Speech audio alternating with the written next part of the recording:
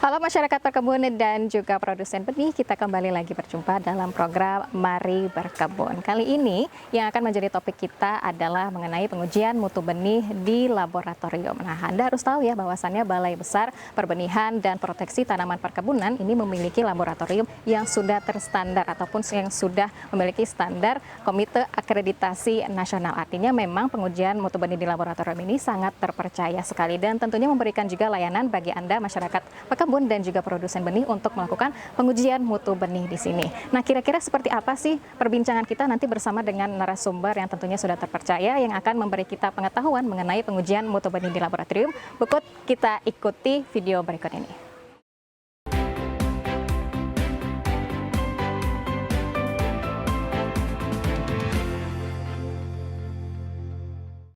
Halo produsen benih dan masyarakat perkebun, kita kembali bertemu dalam acara Mari Berkebun. Seperti biasa, acara ini digagas oleh Balai Besar Perbenihan dan Proteksi Tanaman Perkebunan atau yang biasa disebut dengan BBPPTP Medan, Sumatera Utara. Nah, seperti biasa pada kesempatan ini, di episode kali ini, yang akan menjadi perbincangan kita adalah mengenai pengujian mutu di laboratorium. Sudah ada narasumber kita, yaitu Ibu Insinyur Erjanita Tambunan MP. Beliau merupakan Kepala Seksi Jaringan Laboratorium Perbenihan BBPPTP Medan. Halo Ibu Erjanita. Halo, selamat siang. Selamat siang. Nggak salah tadi saya sebutnya BBPPTP Medan. Kenapa harus seribet itu ya Ibu dibuat singkatannya? Oke. Bu Erjanita juga bingung ya mau menjawab apa gitu, tapi nggak masalah. Yang penting kita hari ini mau tanya-tanya sama Ibu dan tentunya Ibu pasti sudah siap ya? Iya, siap. Semangat ya Ibu? Semangat. Oke. Dan tentunya yang kita tanyakan untuk pertama kali adalah Bu Erjanita, kenapa sih harus dilakukan pengujian mutu benih di laboratorium? Pengujian mutu benih di laboratorium dilakukan karena ada 3 alasan. Pertama, sebagai amanat dari Peraturan Pemerintah Nomor 44 Tahun 1995 bahwa untuk mengetahui mutu genetis, mutu fisiologis, dan mutu fisik benih dilakukan pengujian di laboratorium. Nah, yang kedua, pengujian mutu benih di laboratorium itu merupakan rangkaian kegiatan sertifikasi seperti yang tertulis dalam Peraturan Menteri Pertanian dan Keputusan Menteri Pertanian tentang komoditi binaan perkebunan. Ketiga, pengujian mutu benih dilakukan sebagai bahan informasi bagi produsen benih maupun konsumen akan mutu benih yang dikirimkan maupun yang diterima mereka. Jadi 3 itu alasannya Mbak, dilakukan pengujian mutu benih. Oke, dan memang pengujian mutu benih ini harus dilakukan begitu ya Ibu ya, dan tentunya juga sangat bermanfaat untuk dilakukan pengujian ini dan tentunya nanti kedepannya juga efek yang ditimbulkan dari melakukan pengujian mutu benih di laboratorium ini sangat penting sekali begitu ya. Kemudian Bu Erjanita, ini terkait dengan prosedur yang dilakukan ketika melakukan pengujian mutu benih di laboratorium ini seperti apa nih tahapan-tahapannya? Tahapan pengujian itu pertama pemohon uji, baik itu produsen benih atau sumber benih, itu menyampaikan surat permohonannya ke Kepala BBPPTP Medan melalui aplikasi Pesona 1000. Oke. Atau bisa juga permohonan diantar langsung ke BBPPTP Medan, nanti ada petugas front desk akan memandu bagaimana masuk ke aplikasi Pesona 1000. Oke, bisa datang ke kantor, bisa melalui aplikasi begitu ya Ibu. Kemudian pemohon uji tersebut membayar biaya uji sesuai dengan Peraturan Pemerintah Nomor 35 Tahun 2016 tentang tarif PNBP yang berlaku di Kementerian Pertanian. Selanjutnya Balai Besar menugaskan PPC, petugas pengambil contoh benih, untuk mengambil contoh benih dari sekelompok benih yang akan diuji. Contoh benih yang diambil kemudian diserahkan ke laboratorium untuk diuji oleh analis. Nah, apabila hasil uji tadi itu sampel ini, contoh ini memenuhi standar mutu yang sudah ditetapkan, maka Kepala Balai Besar menerbitkan sertifikat mutu benih. Apabila contoh ujinya ini tidak memenuhi standar mutu, maka tidak akan diberikan sertifikat mutu benih. Oke. Nah, jadi setelah menerima sertifikat mutu benih, pemohon itu bayar lagi biaya edar sesuai dengan tarif PNBP di PP 35 tahun 2016. Besarannya tergantung komoditi masing-masing. Oke, itu range-nya tidak begitu tinggi begitu ya Bu, tidak begitu mahal ya kalau untuk masalah biaya ini, dan tentunya bisa dijangkau oleh para masyarakat pekebun juga ya, dan juga produsen benih. Tidak, malah kalau seperti benih kopi itu tidak sampai Rp1 dia per butir. Per butirnya. Oke, terjangkau kalau begitu ya. Sangat terjangkau. Sangat terjangkau sekali. Artinya memang untuk pengurusan pengujian mutu benih di laboratorium seperti tadi yang dibilang Ibu Erjanita, tidak ribet, bisa melalui aplikasi, bisa datang langsung, kemudian nanti akan dibayar terlebih dahulu ya, begitu ya Ibu, dibayar dulu, baru nanti akan datang petugas PPC begitu ya, kemudian akan dilakukan prosedur selanjutnya. Lalu untuk yang melakukan pengujian mutu benih di laboratorium ini, siapa Ibu yang bertugas? Apakah Ibu juga pernah terjun langsung untuk melakukan pengujian mutu benih atau bagaimana? Yang melakukan pengujian itu analis. Jadi di laboratorium itu ada, di balai besar ada 6 orang analis benih. Nah, mereka lah memang yang mempunyai pengetahuan, pengalaman di bidang pengujian mutu benih. Nah, saya di laboratorium itu sebagai manajer teknis. Memang benih yang akan diuji harus saya lihat dulu. Kalau seandainya tidak layak untuk diuji, nah tidak diteruskan untuk diuji. Tapi kalau layak untuk diuji, kita serahkan ke analis untuk diuji. Oke, begitu ya. Ada yang bertanggung jawab, orang yang tentunya juga sudah berpengalaman. Ibu mungkin pernah coba-coba untuk mengikuti bagaimana sih prosedur pelakuan pengujian mutu benih ini? Apakah pernah coba untuk melihat langsung begitu? Memang saya harus memperhatikan itu pengujian itu. Memang di situ tanggung jawabnya. Oke, kalau misalnya ada kesalahan yang terjadi Bu ketika melakukan pengujian, bagaimana nantinya? Kalau selama ini belum pernah ya. Tapi seandainya ada kesalahan terjadi, itu kita ulang, lakukan uji ulang. Oke, nah kalau di laboratorium BBPPTP Medan sendiri, benih-benih apa saja yang biasanya sering diuji? Karena laboratorium itu sudah terakreditasi oleh KAN, jadi dia punya ruang lingkup benih yang diuji. Nah, untuk ruang lingkup itu benih kopi, kakao, karet. Tetapi kami tidak menutup diri untuk menerima pengujian benih-benih tanaman perkebunan lainnya. Apabila ada pemohon uji mau menguji, kami siap menerima. Oke, tidak terbatas hanya di kopi, kokoa, dan karet saja ya Ibu ya. Kemudian Ibu? Seperti sebelum-sebelumnya kami pernah menguji aren, kami pernah menguji cengkeh, kami juga pernah menguji cover crop, kacangan penutup tanah. Benih begitu ya yang diuji ya, bukan yang sembarangan. Diuji di lab itu benih dalam bentuk biji. Benih dalam bentuk biji. Oke, kalau menguji helai daun bunga begitu tidak bisa ya? Tidak. Ada daun-daunan kan banyak nih di sini Bu, kita uji di situ nggak bisa juga ya? Tidak tupoksi kami. Oke, atau mungkin biji dari jus buah naga ini bisa kita uji juga di sana? Karena buah naga bukan binaan perkebunan, jadi bukan tupoksi kami juga. Oke, bukan tupoksi ya, nggak apa-apa. Ini memang lebih enak untuk kita minum aja ya Ibu. Ibu mungkin kalau haus boleh diminum ya, nih kruk-kruk nggak boleh ada yang iri ya, karena ini memang disediakan untuk kita. Jadi Ibu nggak boleh sungkan-sungkan di sini. Oke, kemudian untuk di laboratorium BBPPTP Medan ini yang diujikan tadi adalah kopi, kokoa, dan karet menjadi fokus utama, bisa kita bilang seperti itu ya. Yang parameter yang diuji dari kopi, kokoa, dan karet ini apa saja Bu Erjanita? Kalau parameter ujinya untuk komoditi kopi dan kakao itu pengujian kadar air benih dan pengujian daya berkecambah. Kalau untuk komoditi karet, parameter ujinya pengujian kadar air dan pengujian kesegaran benih. Itu parameternya. Oke, ada mungkin ukuran-ukuran tertentunya dari kecambahnya, dari ukuran airnya itu seperti berapa? Bukan ukuran ya Mbak, mungkin lamanya pengujian. Kalau pengujian kopi, daya berkecambah dia sampai 21 hari. Kalau kakao, pengujian daya berkecambahnya 3 hari. Nah, kalau karet dia pengujian kesegaran benih itu 1 hari.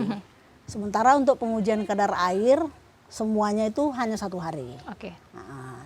Oke, itu berarti waktu yang dibutuhkan seperti yang sudah dijelaskan oleh Ibu Iya. Erjanita tadi ya, setiap komoditi itu beda-beda Berbeda-beda. waktu pengujiannya. Lalu Bu Erjanita, bila proses pengujiannya ini sudah selesai, apa yang harus dilakukan? Apa mungkin langkah selanjutnya? Apa sudah bisa digunakan, sudah bisa diedarkan begitu? Kalau seperti saya katakan tadi, apabila dia memenuhi standar, Balai Besar menerbitkan sertifikat mutu benih. Nah, itu benihnya udah siap untuk dikirimkan dan segera ditanam. Nah, tapi apabila dia tidak memenuhi standar mutu, nah Balai Besar tidak menerbitkan sertifikat, benih itu tidak layak untuk diedarkan. Tidak layak untuk diedarkan. Iya. Nah, kalau misalnya ketika dalam proses pengujian keluarlah hasil bahwasannya benih itu tidak baik, tidak layak untuk diedarkan, apakah kemudian bisa diuji ulang kembali atau prosedurnya bagaimana nanti, Ibu? Selama ini yang tidak layak diedarkan itu berarti dia tidak memenuhi standar mutu.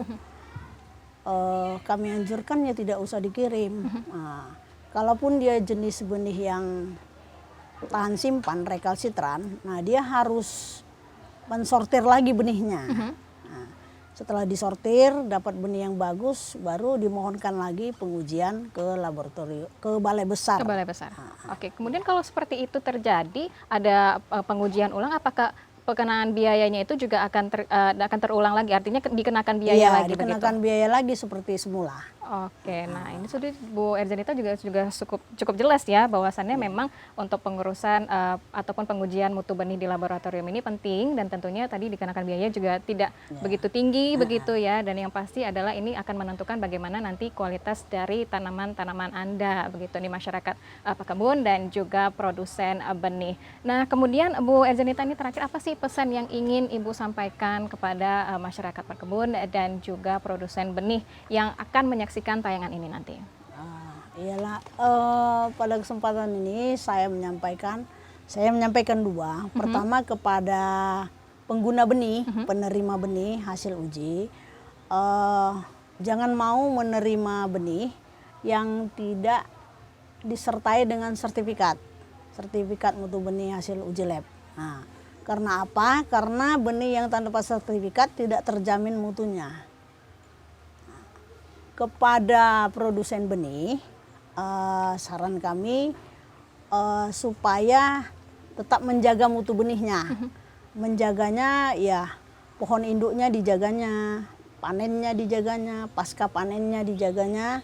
Kemudian itu kepada produsen benih ini merupakan tanggung jawab moral Anda juga terhadap kemajuan pertanian, terutama perkebunan.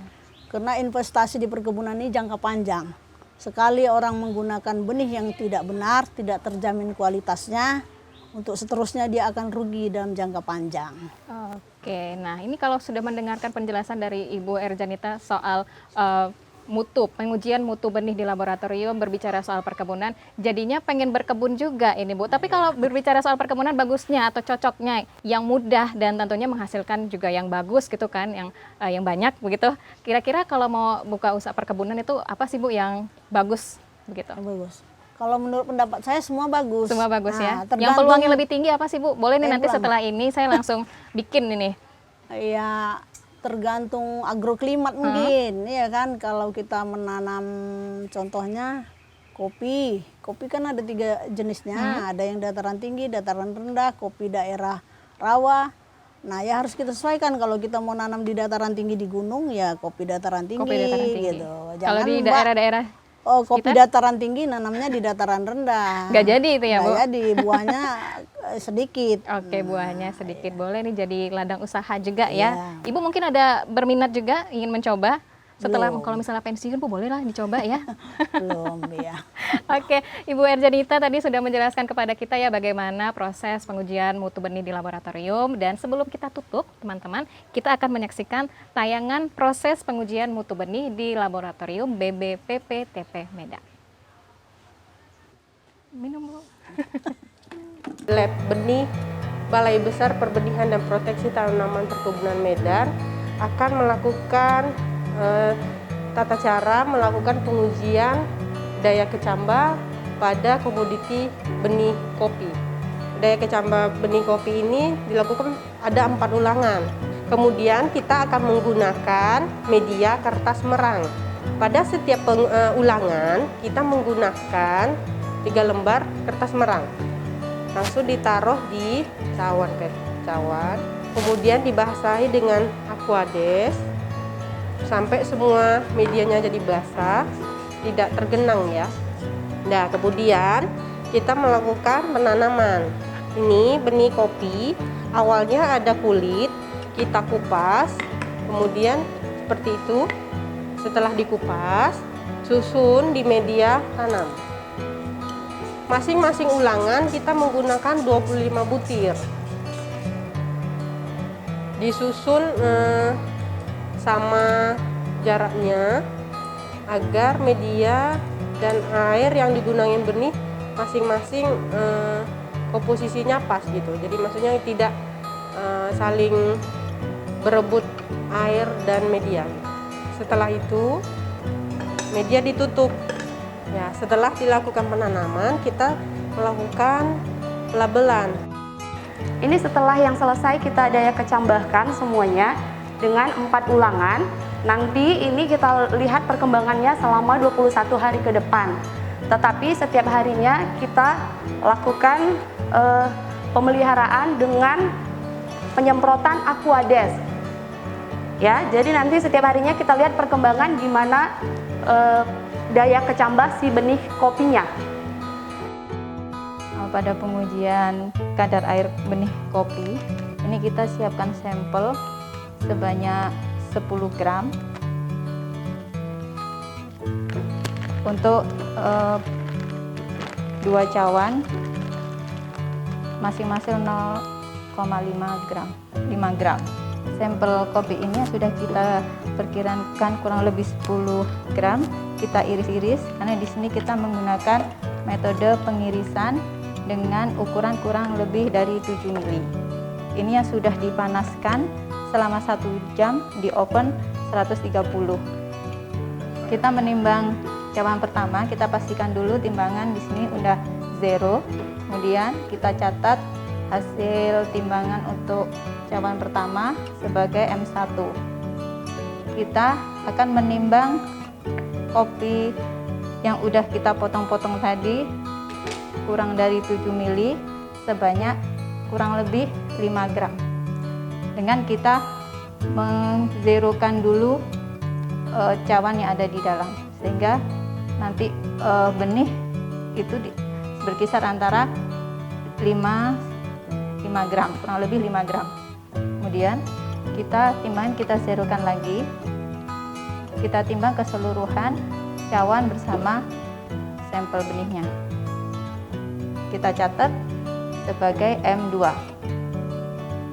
Begitu juga dengan cawan yang nomor 2 untuk ulangan 2. Kita timbang dulu, kita catat sebagai M1. Kemudian kita mau menimbang benihnya. Di sini kita zerokan, kita masukkan benihnya kurang lebih 5 gram.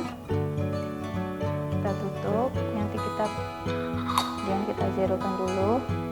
Kita timbang berat cawan kedua dengan sampel benih sebagai M2. Setelah kita menimbang tadi, kita akan masukkan ke oven. Namun sebelumnya oven harus kita setel dulu sampai dengan 103 derajat selama 17 jam. Kemudian oven kita buka, kita masukkan cawan dengan tutup terbuka.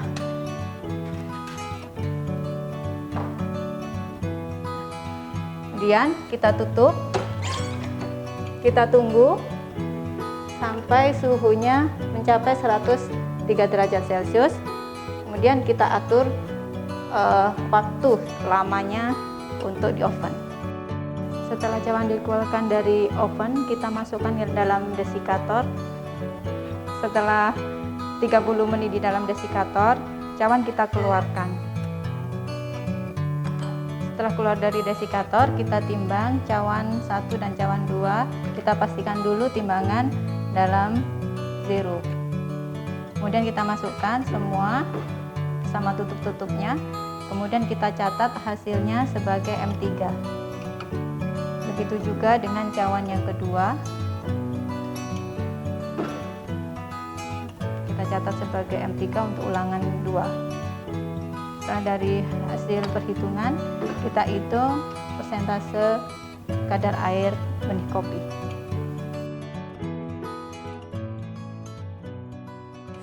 Segar ya Bu minumannya ya? Iya, terima kasih. Saya masih banyak Ibu udah mulai habis Iya, aja. Nggak apa-apa, haus siang-siang tadi ini memang cocoknya minuman yang segar-segar ya Bu ya. Apalagi jus alpukat ini emang enak banget Ibu. Sesuai warna baju sama warna baju Ibu nih kebetulan ya. Iya. Oke, tadi kita sudah menyaksikan ya sama-sama tayangan video proses pengujian mutu benih di laboratorium BBPPTP Medan. Dan kita juga sudah selesai ya berbincang-bincang dengan Ibu Erjanita selaku Kepala Seksi Jaringan Laboratorium BBPPTP Medan juga. Terima kasih loh Bu Erjanita Iya, sama-sama. sudah memberikan kesempatan kepada kita untuk berbincang dan tentunya meluangkan waktu untuk datang ke sini berbincang dengan saya juga dan tentunya memberikan informasi kepada teman-teman masyarakat pekebun dan juga produsen benih. Semoga informasi yang kami berikan ini bermanfaat untuk Anda dan tentunya dapat Anda jadikan sebagai ladang ilmu juga untuk kedepannya. Mari berkebun untuk mendapatkan benih bersertifikat dan produksi tinggi. Kita akan bertemu lagi di episode selanjutnya dengan topik yang tentunya tidak kalah menarik. Sampai jumpa. Mau diminum lagi Bu? Tadi mau minum punya saya. Udah.